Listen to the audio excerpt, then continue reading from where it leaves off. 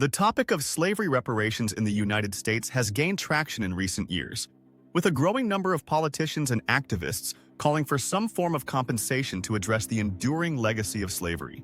But would slavery reparations actually work in the U.S.? This question strikes at the heart of debates about racial justice, economic inequality, and historical accountability.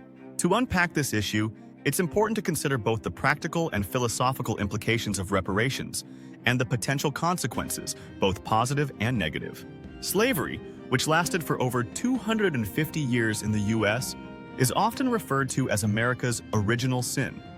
It left deep scars on the nation, with generations of African Americans facing systemic discrimination, segregation, and disenfranchisement even after slavery was officially abolished in 1865. The question of reparations centers around whether the descendants of enslaved people are owed compensation for the labor, wealth, and opportunities stolen from their ancestors. The idea of reparations is not new. In fact, it has historical precedent. After World War II, Germany paid reparations to Jewish Holocaust survivors, and in the U.S., Japanese Americans who were interned during World War II received financial compensation from the government. These examples are often cited by proponents of slavery reparations as proof that financial compensation can provide a form of justice and redress for historical wrongs. However, the scale of reparations for slavery would be unprecedented, given the centuries-long exploitation of millions of people. One of the central arguments for reparations is the economic disparity between Black and white Americans, much of which can be traced back to slavery and the systemic racism that followed.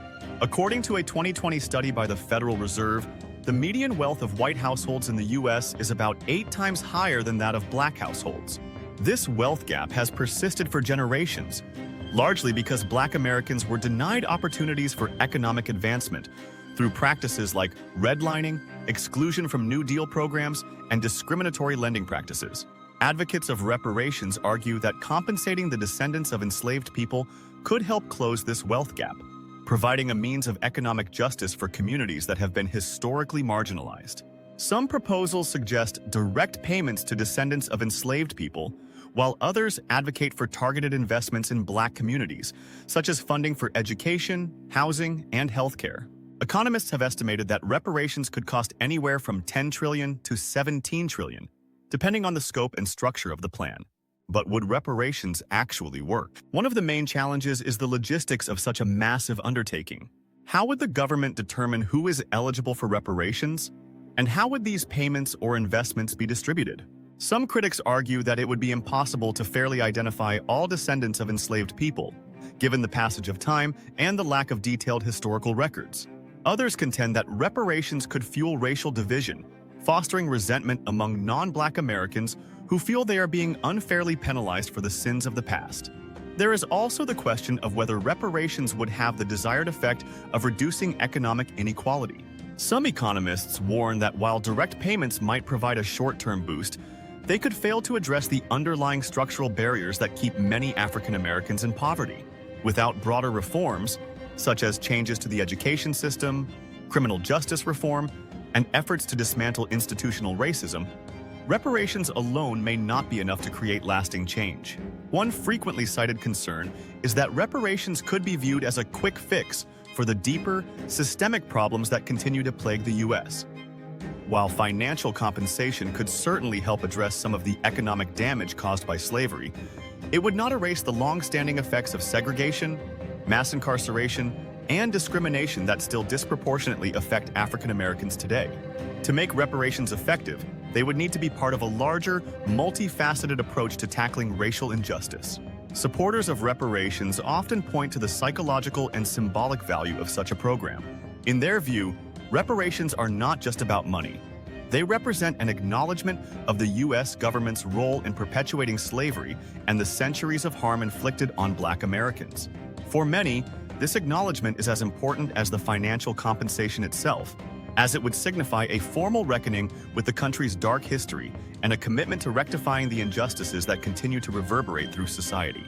Despite the growing conversation around reparations, opposition to the idea remains strong. Critics argue that reparations would be unfair to Americans who had no direct connection to slavery, such as recent immigrants or individuals whose ancestors did not own slaves. Others worry that reparations could lead to increased taxes or divert funds from other important public programs. Politically, the issue is highly divisive, with many lawmakers hesitant to endorse what could be seen as a radical or unpopular policy.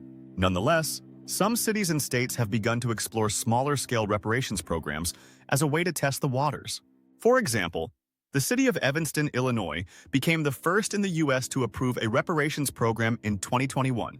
Under this program, Black residents who can trace their ancestry to enslaved people receive grants for housing repairs or down payments on homes. While the program is modest in scope, it represents a significant step toward addressing the legacy of slavery at the local level. At the national level, the debate over reparations has been simmering for decades.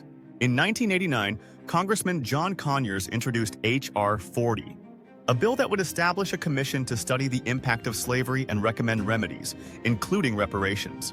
The bill has been reintroduced in every congressional session since, but it has yet to pass. More recently, the movement for reparations has gained momentum, with prominent politicians like Senator Cory Booker and Representative Sheila Jackson Lee championing the cause. Would slavery reparations work in the U.S.? The answer depends on how we define work. If the goal is to provide a measure of economic justice and acknowledgement for centuries of racial oppression, then reparations could certainly be part of the solution.